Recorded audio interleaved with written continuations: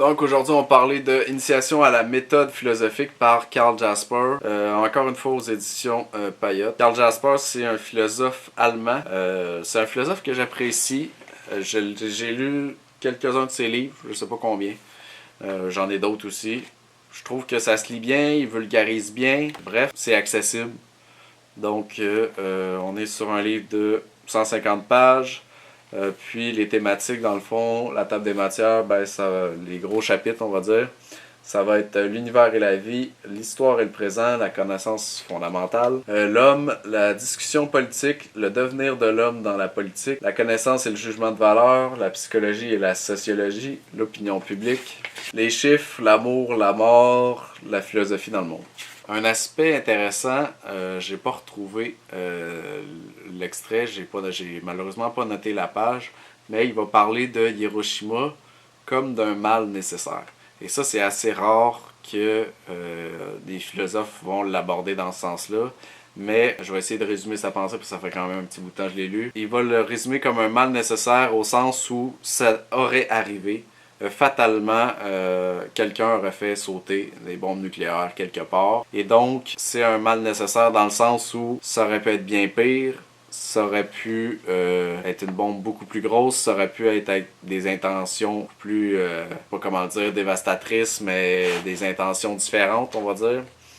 Ça aurait pu être dans des milieux encore plus avec une population plus grande. Bref, c'est comme s'il disait que ça a pris ça pour se rendre compte de l'horreur que c'est. C'est aussi un peu ce qui est arrivé avec la Première Guerre mondiale. Il y a beaucoup de philosophes et de penseurs qui pensaient que la Première Guerre mondiale a tellement été horrible qu'il n'y en aurait plus d'autres guerres parce que on était au summum de l'horreur.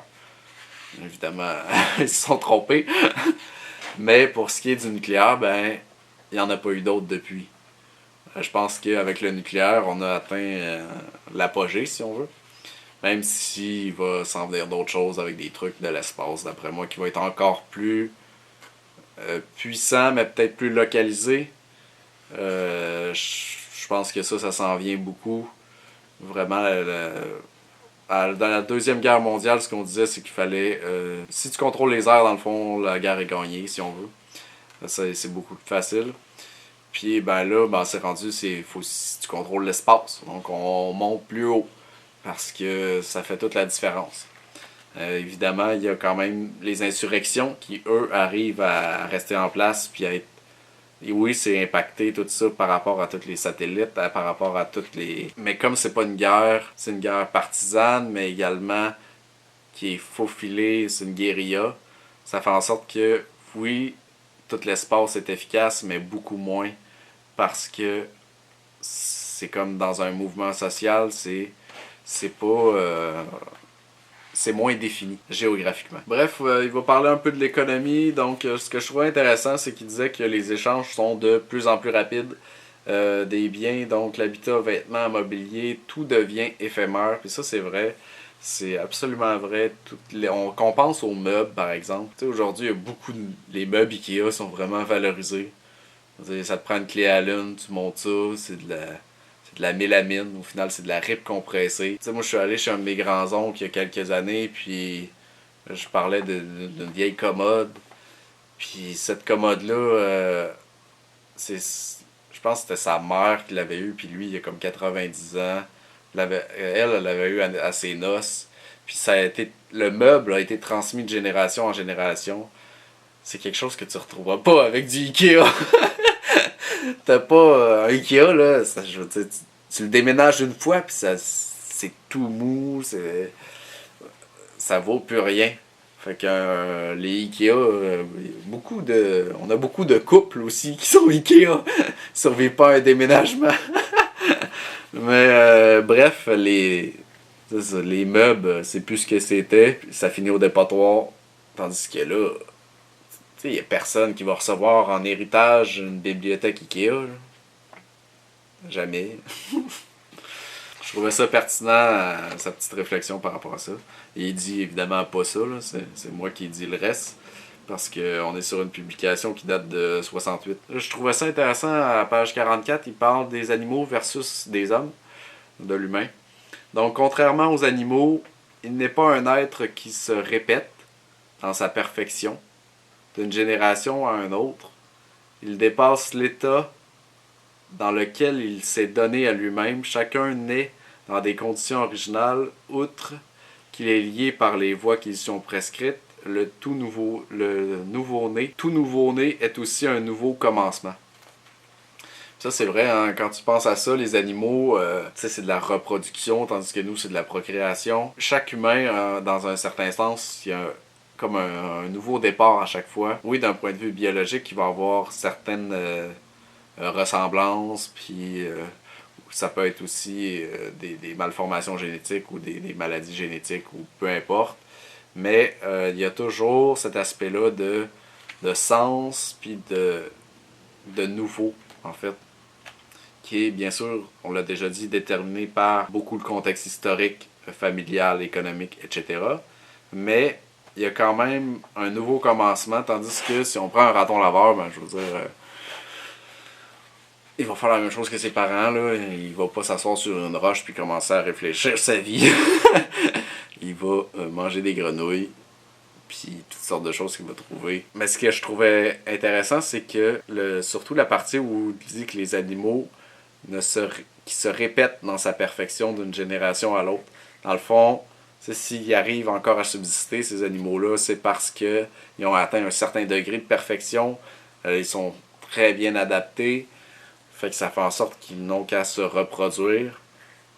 Tandis que nous, ben, c'est plus complexe. Si on veut. Il va parler de la domination puis de l'esprit de communauté à la page 64. Dans le fond, les événements de l'histoire politique nous donnent le frisson. Les hommes, ils font toujours souvent figure de démons depuis les origines. C'est toujours le même instinct de dominer, de tyranniser, de tuer, persécuter, torturer. Évidemment, aussi d'un point de vue culturel, ben, c'est plus vendeur ces histoires-là, c'est plus attrayant financièrement, mais également d'un point de vue darwinien, au sens où on est plus intéressé par ce qui nous fait peur, parce qu'on veut le comprendre pour le prévenir, que par des éléments plus positifs, si on veut. Il arrive sans doute que cet instinct soit momentanément voilé, qu'il paraisse dompté, mais ce n'est qu'une illusion. Pourtant, quel qu'il soit, les hommes sont obligés de vivre ensemble. Ça, c'est une fatalité. C'est l'une de leurs conditions de survie. Donc, et c'est totalement vrai. On est obligé de vivre ensemble, on est obligé de vivre en communauté parce que sinon, d'abord, il n'y en a pas qui arrivent à survivre. Tu peux pas procréer, tu peux juste pas te développer. Tu vas juste comme piquer du nez tout ce que t'as. Si tu tombes malade, c'est fini de toute façon. Bref, on a tous besoin des autres pour notre survie et on est tous contributeurs de d'autres personnes pour leur survie. Une autre petite phrase pour finir, page 69, je trouvais ça intéressant, il parlait de la responsabilité. Il y avait plein de places intéressantes, là. J'aurais pu en parler longtemps, mais on y va assez rapidement.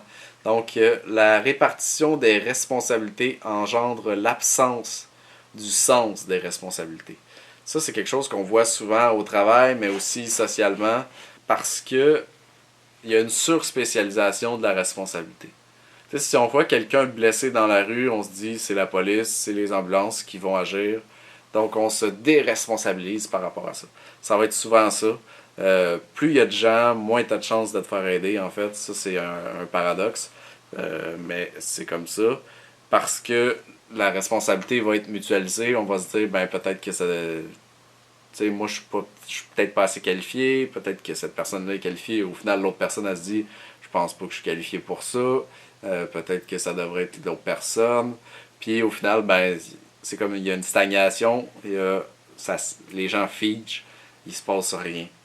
Puis, donc, c'est aussi le fait que, comme on se dit que ça, c'est dans la responsabilité, on peut penser par exemple à des firmes d'ingénierie ou quelque chose comme ça, ben, on va se dire, ah, c'est de la responsabilité de l'ingénieur, mais si on a des connaissances par rapport à telle chose qu'on fait, ben, il faut le dire, faut le mettre de l'avant. Bref, il y a comme une spécialisation de la responsabilisation, ce qui fait en sorte que ça diminue le sentiment de responsabilisation globale d'un individu. Fait que bref, Karl Jasper, toujours bien intéressant. Bonne lecture.